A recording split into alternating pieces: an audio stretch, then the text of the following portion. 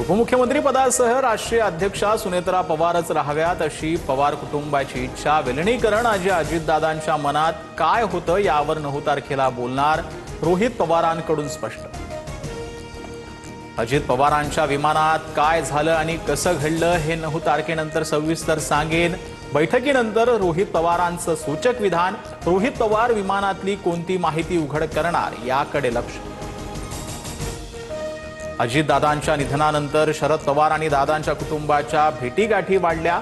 4 फेब्रुवारीला पवार कुटुंबाच्या 3 बैठका, विलिनीकरणाच्या चर्चेची शक्यता।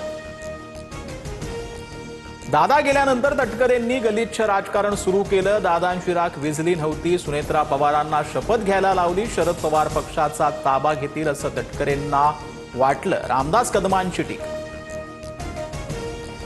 चंद्रपूरच्या महापौर पदासाठी भाजपाकडून संगीता खांडेकरांना उमेदवारी, तर उपमहापौर पदासाठी संजय कलचलकरांना उमेदवारी। प्रदेशाध्यक्ष रवींद्र चव्हाणांकडून परिपत्रक जारी। चंद्रपूर महापालिकेचा तिढा सुटला। काँग्रेसचा महापौर होणार। धानोरकर गटाकडून महापौर पदासाठी अर्ज, तर वडेट्टीवार समर्थक वसंत देशमुखांचा उपमहापौर पदासाठी अर्ज।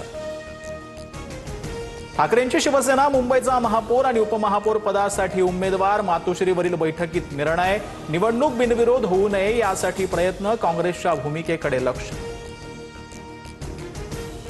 मुंबईचा महापौर भाजपचा होणार असून उपमहापौर पद शिंदेंच्या शिवसेनेकडे जाणार। उपमहापौरपदी महिलेची निवड होणार असल्याची चर्चा। तृष्णा विश्वासराव आणि यामिनी जाधवांचं नाव चर्चेत। पुत्रा आणि मांजरीवरून भास्कर जाधव रामदास कदमांमध्ये जुंपली। रामदास कदम बाही नाही तर मांजर, तर पराभव दिसत असल्यानं भास्कर जाधव कुत्र्यासारखं भुंकतायत। रामदास कदमांचा पलटवार। राहुल गांधींना बोलू द्या, हुकुमशाही चालणार नाही। राज्यसभेत पंतप्रधान मोदींच्या भाषणादरम्यान विरोधकांची जोरदार घोषणाबाजी। गोंधळानंतर विरोधकांचा सभात्याग। भारताचा 9 मोठ्या देशांसोबत मुक्त व्यापार सुरू, मात्र काँग्रेस काळात अर्थव्यवस्था 13व्या स्थानी होती। देशाची अशी अवस्था का केलीत? घोषणाबाजी करून थकलेल्यांना कधी ना कधी याचं उत्तर द्यावं लागेल। पंतप्रधानांची काँग्रेसवर टीका। फक्त प्रश्नांची इतकी भीती, मोदीजी सत्याला इतके घाबरले की असत्याचा आसरा घेतला। राहुल गांधींकडून एक्सवर पोस्ट करत पंतप्रधान मोदींना प्रत्युत्तर। काल पंतप्रधान मोदींसोबत विपरीत घटना घडली म्हणून सभागृहात येण्यापासून त्यांना थांबवलं। लोकसभा अध्यक्षांची माहिती, विरोधी महिला खासदारांचा मोदींच्या रिकाम्या खुर्चीला घेराव घातला होता। आम्ही बॅनर घेऊन गेलो होतो, हत्यार नाही। पंतप्रधान मोदींवर हल्ला केल्याच्या भाजपच्या आरोपांवर वर्षा गायकवाडांचा पलटवार।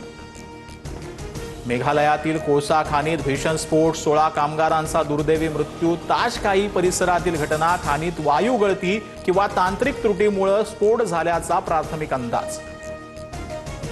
जळगावच्या सराफा बाजारात सोनं 5,900 तर चांदी 20,000 रुपयांनी स्वस्त। सोनं जीएसटी सह प्रतितोळा 1,57,590 रुपयांवर, तर चांदी 2,72,950 रुपये प्रति किलो। बार्कच्या रेटिंगमध्ये TV9 मराठी अव्वल स्थानी। महाराष्ट्राच्या प्रेक्षकांची फक्त TV9 मराठीलाच पसंती। बातम्यांच्या जगात TV9 मराठी नंबर 1।